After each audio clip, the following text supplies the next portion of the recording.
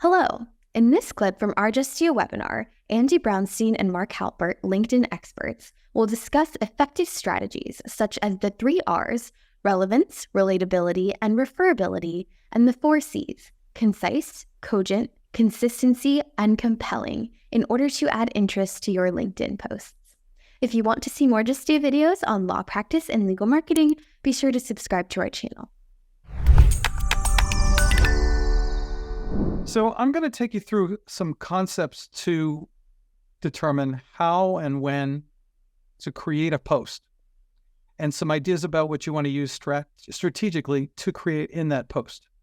Posting on LinkedIn is a gift to you as far as I can tell you when it's used well. When it's not used well, it just falls flat. I have gained many pieces of business by things I have said on LinkedIn, not only at that day that I said them, but many weeks thereafter when people go back and they look through them. They are searchable. You can look for keywords on posts and find people who've said things about areas that you're interested in. So you want to make your posts as interesting as possible. And there are some ideas about doing this. And I tip my hat to Professor Dixon, who introduced me to these ideas. I took those ideas and I twisted them to a LinkedIn taste, and so let's go through them. One of the first things you want to do is you want to tell people that you're connected to or who follow you on LinkedIn something they don't quite know yet, but you know. And that could be something factual. It should be always factual, but it could be fact-based. Something in the legal material that has just come about. Something that is informational about some new laws or a new strategy that somebody took, or something in your field that you're talking amongst other lawyers for more interest level. Something newsworthy in the law. It doesn't even have to be in the law, as we'll soon find out. It could be really about anything that you want to convey, but you feel comfortable conveying because you think that you have an idea to offer. And then new developments, again, not only just in the law, it could be in something ancillary to what you're working on. So something that you know that others don't know yet, but you want to add to their knowledge base. That's about the most basic thing you can do. And it may not be something you know. It may be an article you read that you want to share with others, but just don't stick up the link to that article. Tell the reader in your post exactly why this means something that they should spend time on. Give them, from your point of view, a curation of the material that everybody's reading all the time, but why this is important in its own right. And go one more step beyond that. What do you want your connections and your followers to feel that they don't yet feel? So that's a little bit of the knowledge we talked about a moment ago, but it might be emotional curiosity that you can bring to somebody else about something you've gone through. We're seeing a lot of that right now. We're seeing a lot of stories of perseverance against deadly illnesses, or my child was very sick, or something that seems to be a catastrophe. And the best ones of those are the ones that end with, this is what I learned from it. Because we all root for the underdog in a story like that. It's the oldest way of telling a story in the world. But it's always about how the protagonist persevered and eventually won the day. So not all these sickness stories end happily, but often they end in a way that somebody talks about something that they learned. I had a friend who just spent 3 months in the hospital, was at death's door. He learned so much about himself. He continues to use this in his posts and ties his business aspects to that post to give more understanding about what he does that makes him stand apart from his competitors. What other cerebral appeal do you bring other than the emotional side? You can appreciate something somebody else did and say that, or you want someone else to appreciate a contribution you're making. And then this becomes part of the work that people will consider doing with you because you are adding not only the emotional, but the cerebral side of all of this. And they become confident in you and your advice and your reliability. And then we go one step beyond that. What do you want them to believe that they don't yet believe? Because there's a big jump between feeling and believing. So it might be that they should learn about a fresh opinion from a case that just came down. Something that people are talking about, but not quite getting to the heart of what makes it really superior and believable or important. What experiences have you had as a practitioner that might help others in the same situation where you've persevered? What research have you done that makes news or makes new ground? And then I'd like to say we have a lot of isms that we believe in that because they've always been that way. A lot of those beliefs have changed since the pandemic and changed daily, it seems, as the news cycle goes. So what's going on in the new now that people need to readapt their beliefs? And finally, the last piece of this is the most important. What do you want them to do? The call to action. So I would suggest to everybody that in every post that you make on LinkedIn, add a call to action at the end.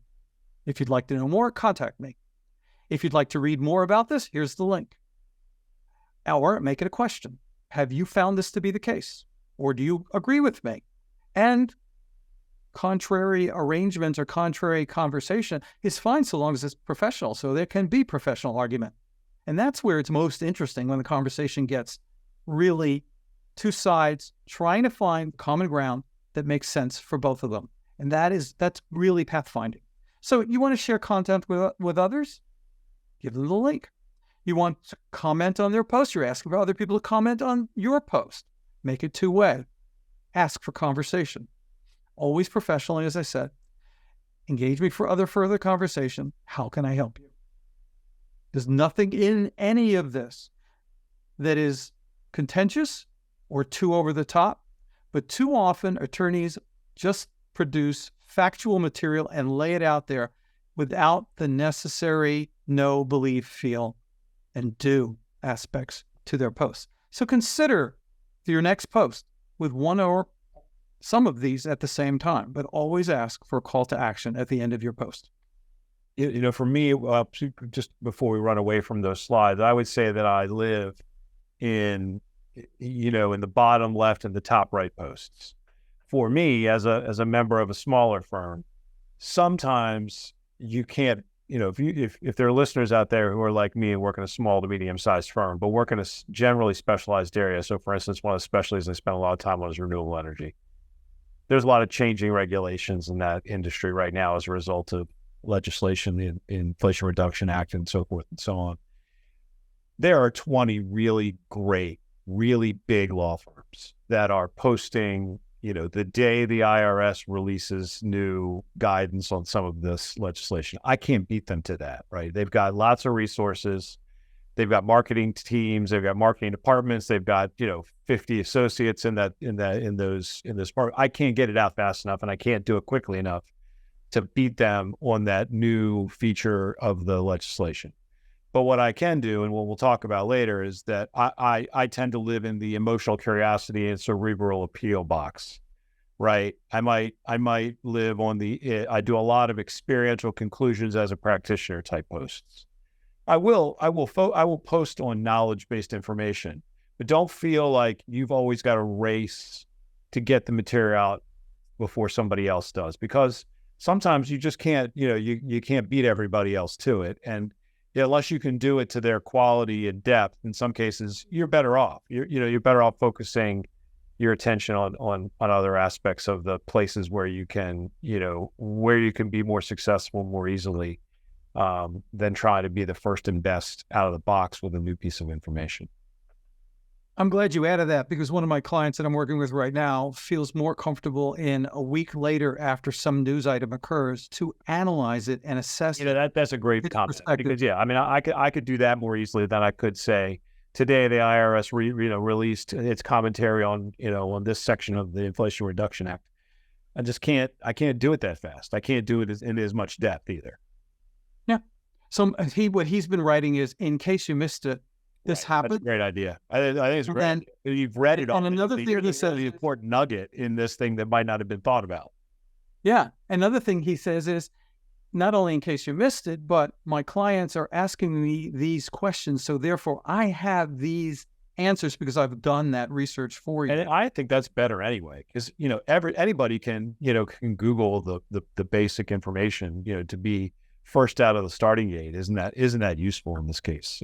Without over focusing on it. I like that approach so much better anyway, because it demonstrates expertise, not just capacity for, consuming and spitting back out knowledge. Yeah, because what you find out is later in retrospect, so much more is clearer because the dust settles and you get to, why is it important to my client? Well, and in fact, you could argue again, now we're really down the rabbit hole on this. Like, most people who are reading those, so-and-so, IRS issued this regulation today. All you're really telling them is go read the regulation yourself. How useful is that?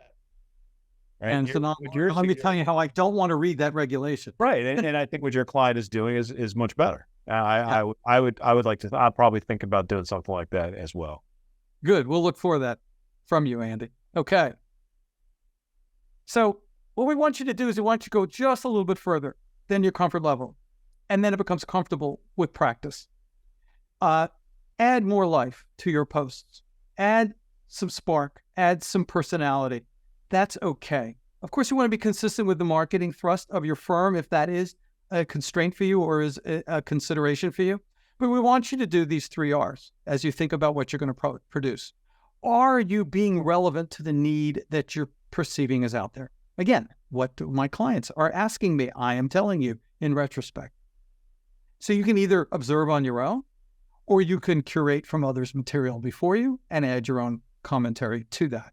That makes you immediately relevant and readable and memorable. Memorable is the word here we're trying to find. What makes you reliable? How can you produce the sources and confirm those sources that people can go to and they can then learn further?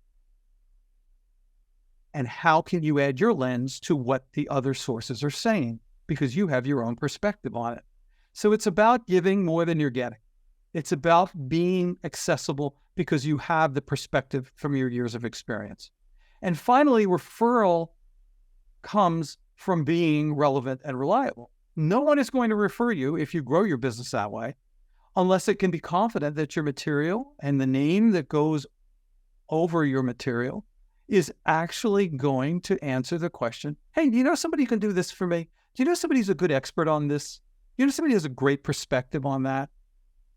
That becomes really important. So these are some of the macro sense things that we'd like you to think about when you create the posts that you're going to put out on LinkedIn. And then as you're posting, let's make the strategy of what you're posting these 4 C's. You want to be concise. There are people who read your posts who are not lawyers, like me, who are not used to reading giant blocks of material.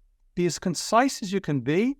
Make your post make your point rather not only to the layperson, but to other lawyers as well. That's really important. Be cogent. Use your words well. Find the right verbs that really accurately talk about what you're trying to convey.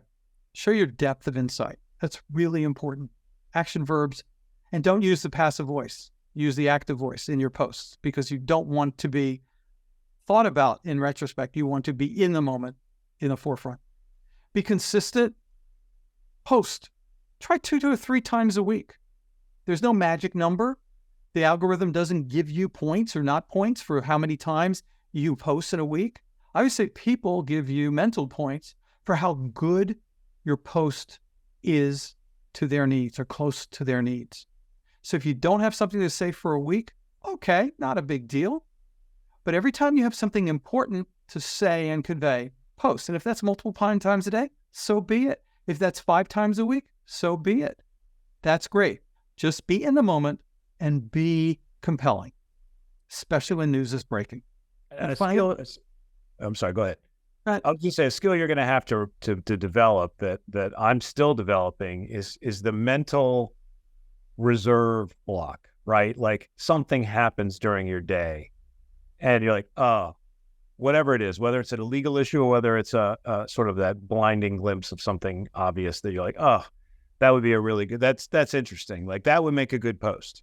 You've got to stop yourself and make sure you banked it so that, because we're all busy and you're not going to be able to write the post right there at that moment. So you've got, in order to create a good bank of content and have something in reserve, you've got to remember those little nuggets that happen that you think to yourself, well, that's something somebody really would want to hear about. It's not easy. That's even harder than actually writing the post. Writing the post is easy. And if you put that thing out and it falls flat because it's silent, you hear, don't worry about that. Doesn't matter. No big deal. Doesn't matter. Try again with a different perspective. I mean, we're going to talk about this later a little bit more, but the ones that I thought were fantastic, a number of them just completely died on the vine, and ones that I didn't expect anybody to have any interest in were shockingly popular. Yeah. And finally, be compelling. The last of the C's, roll it all up. Be that go-to person. Be that person they think about as the mental Rolodex in their head flips around and says, who do I need to talk to about this? Who can somebody refer me to about that? That's really important. Okay, and all of this ethically. I'm not going to lecture you on ethics. You all know your jurisdiction's ethics requirements. Just never say anything or allow anything to be said on your profile that you cannot get behind and tell is truthful. No one can ever say Andy's the best attorney who can ever get you through a situation like that. I can't. It's not reinforceable. So just be sure that your ethics. If you have a concern about ethics, either ask in your firm or ask your local bar association. They'd be happy to talk to you about it. We want to keep you completely on the up and up. But there's nothing wrong with offering your opinion. So please be sure that it's a legal and it's a professional opinion that you're offering, and you can substantiate it. That's all I want to say on ethics. Andy, anything else you want to add to the ethics conversation? Yeah, I mean, I think it's very important to be clear when you're offering a personal opinion and not a legal opinion, even if it's about a legal subject. Okay, on we go. So how do you do this? Well, if you're like me or like a lot of my clients, you're always reading and you're always on the prowl for new material. Something that catches your eye, something that works within your area of expertise.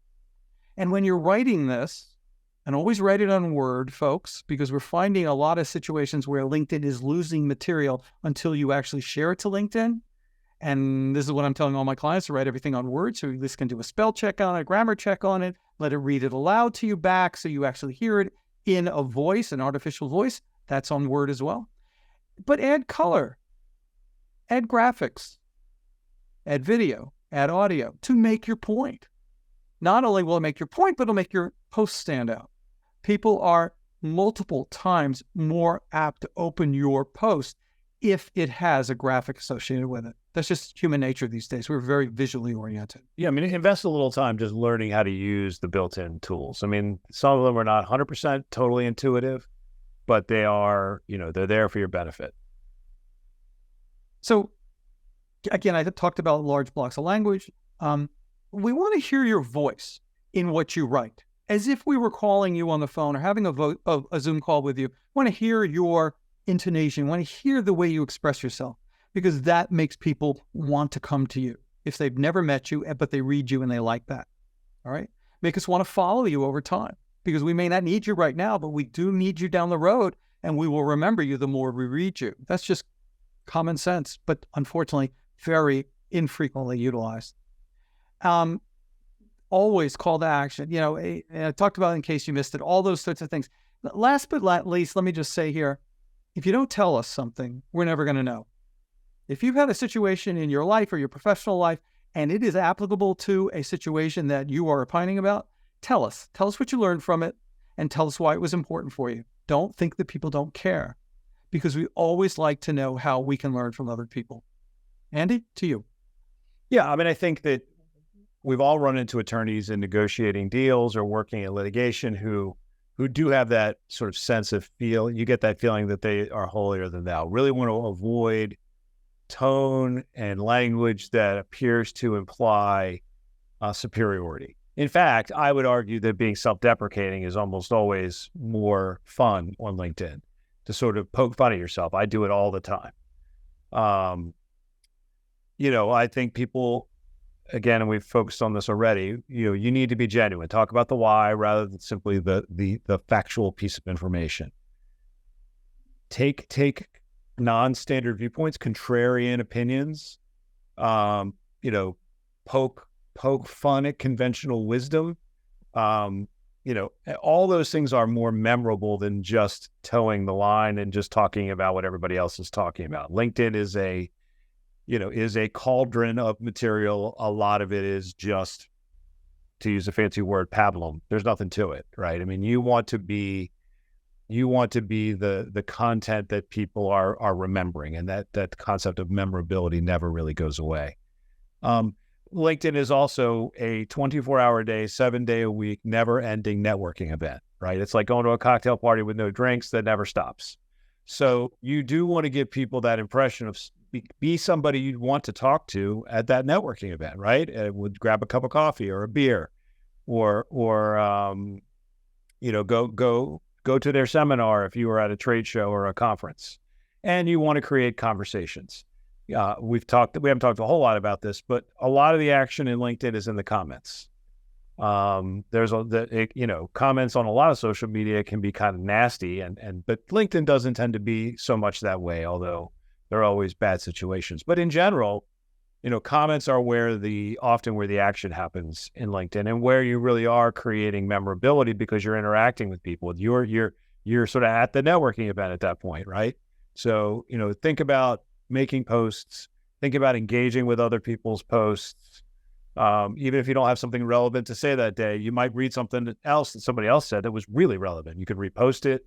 You could engage with them in a conversation. You could comment on that. You could comment on somebody else's comment. I mean, there's a million ways to be active and assert yourself and create memorability and expertise, and give the image of expertise without having to create a piece of content every day or even 3 or 4 times a week. Being present matters. Yep. Somebody gets a new position, instead of giving them a thumbs up, which I think is very lame, it doesn't say anything at all, just write, "They're fortunate to have you. Good luck in your new position." All it takes is some words, and that can start a conversation, especially if it's somebody you haven't spoken to in a long time. That reopens a conversation. If it's Go ahead. Without over focusing on the quote unquote the algorithm, because there's no point in talking about the algorithm because nobody really knows what it does. But we do know that it is fair to say that people who engage more get engaged with more. Absolutely. So use words, use great words, use words that make people understand why you like something instead of just telling them you liked it. Because the writer who gets the comments back then understands that he or she is onto something that may require additional material because people are resonating to it. So thumbs up mean nothing. Smiley faces don't do anything. I think we're all better than that, a lot more intelligent than that with what I'm seeing. Okay, let's move on to the next slide. So again, for a lot of people I speak to, they do legal writing all the time, but they also don't do personal writing. And so great article in Inc. magazine came out not too long ago. And the link is on the bottom here. And the quote, it says, "Writing makes you smarter. If you want to learn to think, you need to learn to write." And I know all of you can think, but not everybody knows how to write this type of material. So it is a practice makes perfect thing. I've done hundreds, thousands at this point in my career.